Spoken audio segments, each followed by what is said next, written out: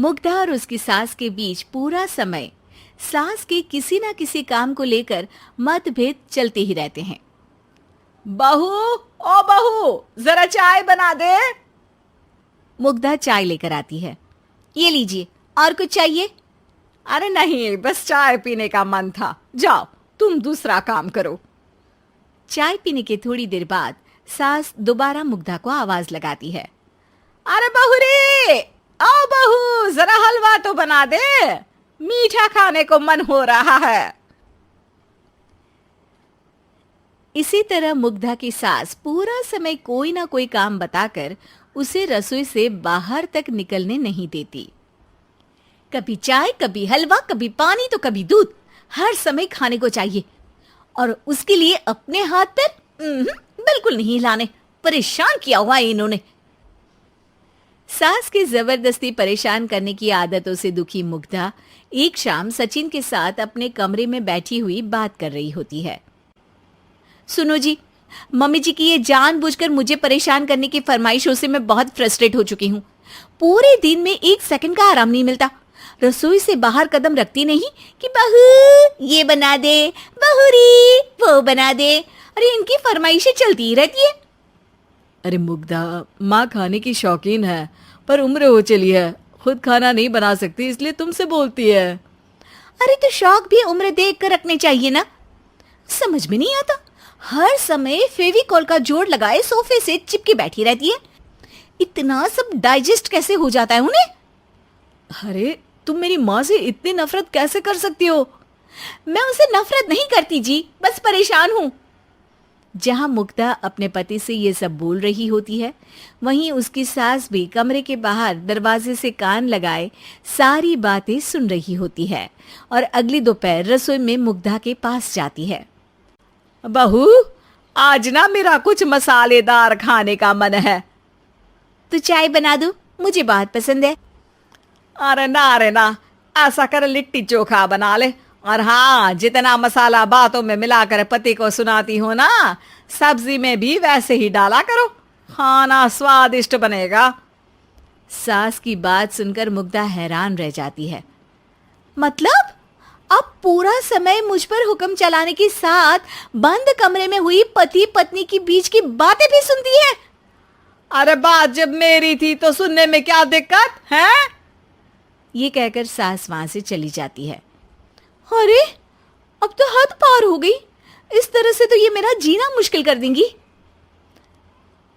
मुग्धा सास की हरकतों से परेशान उसका हल सोचने लगती है और इसी तरह कुछ दिन बीत जाते हैं, जिसमें सास का जन्मदिन आता है। मुग्धा बहुत खुशी के साथ अपनी सास को एंड्रॉयड मोबाइल गिफ्ट करती है। मम्मी, आपको सबसे बात करने के लिए बहुत दिक्कत होती है ना, कभी सचिन तो कभी मुझे बोलना पड़ता है, पर इस मोबाइल से आपको कोई दिक्कत नहीं होगी। एक जगह बैठे बैठे बहुत कुछ कर सकती हैं अब आप। मोबाइल देख सासू माँ खुश हो जाती है, पर उसे इस्तेमाल करना तो आता नहीं, इसलिए साइड में रख देती है। जिसे देख मुग्धा घर का सारा काम छोड़ मोबाइल सेट कर सास को इस्तेमाल करना सिखाने लगती है, जिसके बाद अब सास पूरा समय मोबाइल में ही लगी रहती है। हाय, जब से मम्मी को मोबाइल मिला है मेरी लाइफ में कितनी शांति आई है। अच्छा है, इसी तरह बिजी रहे तो मैं भी सुकून की जिंदगी जी पाऊंगी। अब मुग्धा जब मन करे काम करना, जैसा चाहे वैसा खाना बनाकर खाना, पूरा समय रिलैक्स और खुश रहने लगती है। क्या बात है, आजकल तुम बहुत चहक रही हो।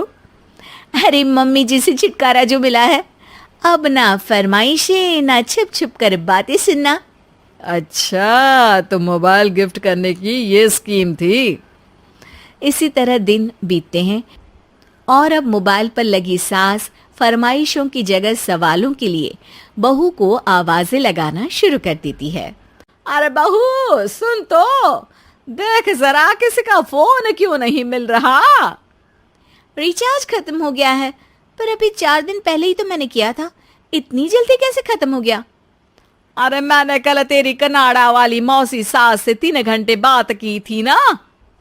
क्या? इतना महंगा तो मोबाइल भी नहीं आया जितना महंगा इसका रिचार्ज पड़ रहा है।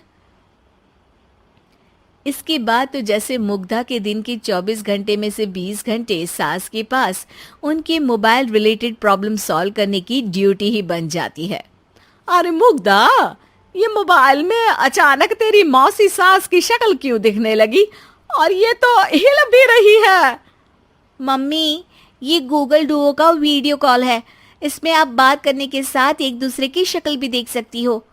अच्छा, ये तूने मुझे पहले क्यों नहीं बताया?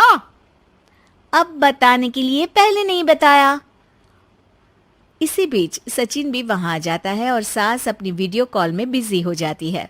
क्यों, सास बहू में क्या गपशप चल रही है? इसे गपशप नहीं, दिमाग का दही होना बोलते हैं। पर तुम तो मम्मी को मोबाइल देकर बहुत खुश थी, फिर क्या हुआ? हाँ, उसका सुकून भी कुछ ही दिन मिला। अब घर के टंटे खत्म हुए तो मोबाइल की टिंग टिंग शुरू हो गई। देखो भाई, कुछ पाने के लिए कुछ खोना तो पड़ता है। आखिर तुमने मोबाइल अपने फायदे के लिए ही तो दिया है, तो फिर सवालों के जवाब भी देने पड़ेंगे, क्योंकि जब तक उनके हाथ में ये फुंथरू रहेगा, तुम्हारी लाइफ में प्राइवेसी और सुकून रहेंगे। कहने का मतलब है अगर इससे प्यार बढ़े तो दाग अच्छे हैं। अरे मुझे पहले दिन से ही पता है मोबाइल किस मकसद से दिया गया है। भूलो मत, इससे पहले मैं बातें ही सुनती थी। सास की ये बात सुनकर मुग्धा शॉक में और सचिन हंसता रह जाता है।